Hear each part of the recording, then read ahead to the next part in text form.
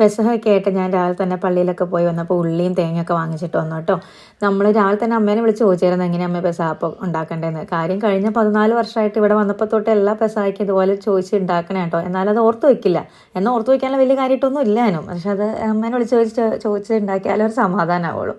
അപ്പോൾ അതിനുള്ള ഉള്ളിയും ഉള്ളിയൊക്കെ വട്ടത്തിലരിഞ്ഞ് തേങ്ങയൊക്കെ ചെറിയ സ്ലൈസായിട്ട് എടുത്ത് നമ്മൾ നന്നായിട്ട് വറുത്ത് കോരും കേട്ടോ. നല്ല ബ്രൗൺ കളറാവണം കേട്ടോ.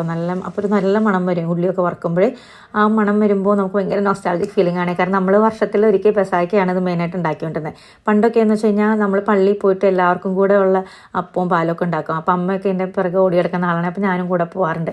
പിന്നെയാണ് ഈ ചേട്ടായുടെ കുറേ ഫ്രണ്ട്സ് ഉണ്ട്. അവരൊക്കെ വൈറ്റ് ഷർട്ടും വൈറ്റ് മുണ്ടൊക്കെ കൊടുത്തിട്ട് എല്ലാ വീടുകളിലും ബൈക്കമ്മിങ്ങനെ നടക്കും അവർ പാൽ കുടിക്കാനായിട്ട്. കുറേ ഓർമ്മകളുണ്ട് കേട്ടോ പെസഹായും ദുഃഖിലായിട്ട്. പിന്നെ നമ്മുടെ വിലാപയാത്ര നമ്മളുണ്ടാക്കുന്ന രീതി കേട്ടോ. ഇങ്ങനെ അമ്മ പറഞ്ഞ അരിപ്പൊടിയും ഇച്ചിരി ഉഴുന്നും വെള്ളത്തിലിട്ടിട്ട് എടുത്താൽ മതിയെന്ന്. അപ്പം ഞാനാണെങ്കിൽ അരിയും വെള്ളത്തിലിട്ട് വെച്ചായിരുന്നു. അപ്പോൾ പച്ചരിയും ഉഴുന്നും കൂടെ. പക്ഷേ ഇഡലിക്ക് എടുക്കുന്ന അത്രയും പ്രൊപ്പോർഷനിൽ ഉഴുന്നെടുക്കില്ല. ഇപ്പോൾ 1 കപ്പ് അരി എടുക്കണമെങ്കിൽ 1/4 കപ്പ് ഉഴുന്നൊക്കെ എടുക്കുള്ളൂ കേട്ടോ. അങ്ങനെ എടുത്ത് അരച്ച് രണ്ടും കൂടെ അങ്ങ് അരച്ച് വെച്ചു. അല്ലെങ്കിൽ അരിപ്പൊടി എടുത്തിട്ട് ഉഴുന്നരച്ചിട്ടാൽ മതി. അതല്ലെങ്കിൽ ചിലർ അരിയും ഉഴുന്നൊക്കെ വറുത്ത് പൊടിക്കുന്നവരൊക്കെ ഉണ്ട്. നമ്മളിങ്ങനെ ചെയ്യാറ്. ഇതാണ് എനിക്ക് ഇച്ചിരി ഈസി ആയിട്ട് തോന്നാറ്. പിന്നെ നമ്മുടെ കലത്തപ്പം കേട്ടോ. നമ്മുടെ കലത്തപ്പം നല്ല ചുട്ടപ്പൂല്ലേ, ഞങ്ങൾക്ക് ഭയങ്കര ഇഷ്ടമാണ് അതിൻ്റെ ടേസ്റ്റ്. അതുപോലെ ശർക്കരയിലാട്ടോ നമ്മളെപ്പോഴും പാലും കാച്ചാറ്. ശർക്കരയിൽ നല്ല ചുക്കും ജീരകവും കുറച്ച് ഏലക്കായും ഒക്കെ പൊടിച്ചിട്ട് നല്ല കുറുക്കിയെടുക്കുന്ന ശർക്കര പാലും ഉണ്ടാക്കും. നമ്മുടെ കലത്തപ്പം ഉണ്ടാക്കും. അപ്പോൾ ഈ അരി ഉഴുന്നും അരച്ചതിനകത്തോട്ട് നമ്മൾ അത്യാവശ്യം ഉപ്പും അതുപോലെ തന്നെ നമ്മൾ തേങ്ങയൊക്കെ വറുത്തതിൽ ബാക്കി വന്ന ഇച്ചിരി വെളിച്ചെണ്ണയും കൂടെ ഒഴിച്ചോളാൻ അമ്മ പറഞ്ഞായിരുന്നു. അപ്പോൾ അതും കൂടെ അതിനകത്തേക്ക് ഒഴിച്ചപ്പോൾ ഒരു പ്രത്യേക ഫ്ലേവർ വരുമെന്ന്.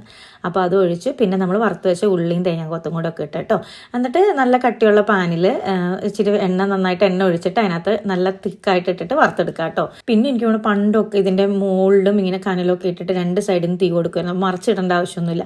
ഇത് മറിച്ചിടാൻ എനിക്ക് ഭയങ്കര പേടിയാണ്, കാരണം എണ്ണ തെറിക്കുമല്ലോ. അപ്പോൾ അതിന് ചായ വന്നിട്ടാട്ടോ തിരിച്ചൊക്കെ ഇട്ട് തരുന്നത്. പിന്നെ നമ്മളൊരു കൊച്ചു പ്രാർത്ഥനയൊക്കെ ചൊല്ലിയിട്ട് പെസഹപ്പവും പാലും കൂടെ ഒക്കെ കഴിച്ചേട്ടോ.